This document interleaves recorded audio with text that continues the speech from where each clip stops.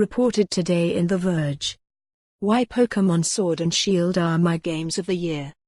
Pokémon Red is the first game I can remember playing myself. And while revolutionary for the time, the rudimentary, 8-bit graphics of the series left a lot to the imagination. Pretend this grass hides wild Pokémon. Imagine this Pokémon is wielding vast elemental powers. Picture an epic gym battle for the right to be the champion of the entire country. The Game Boy classics could never live up to the dream they were selling. With Pokémon Sword and Shield, though, you don't have to imagine. For the first time, developer Game Freak has brought the world of Pokémon to life in a way that the pixel art of Red and Blue never could. Sword and Shield's Galar region feels alive to me in a way that no Pokémon game ever has.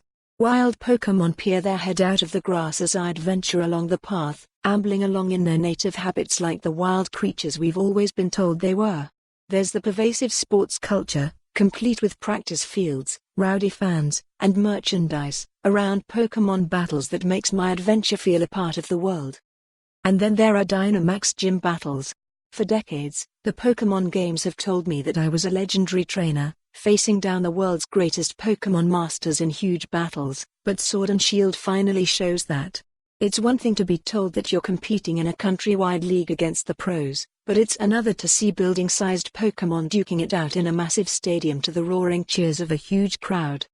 On top of all that is the wild area, the crown jewel of Sword and Shield, which feels like the future of the franchise. A wide-open area to explore, with different biomes, filled with dozens of different Pokémon just wandering around and massive Dynamax and Gigantamax raid battles that let players team up across the internet for truly legendary Pokémon battles. You can camp with your Pokémon, creating delicious snacks to share or just play fetch with them. It's so much fun to explore and see what rare or interesting Pokémon is around the next corner, in fact, that it's responsible for sidetracking most of my playthrough of the actual gyms and storyline.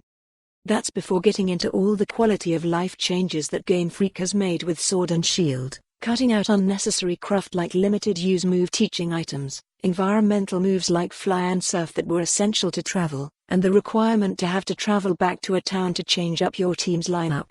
Sword and Shield even does its best to be transparent about that within battle menus, allowing players to see which moves are most effective or what temporary stat effects are in play. The games mark the biggest step forward in ridding the series from the annoying artificial barriers to fun it had erected over the. For more on this story, visit the news article link.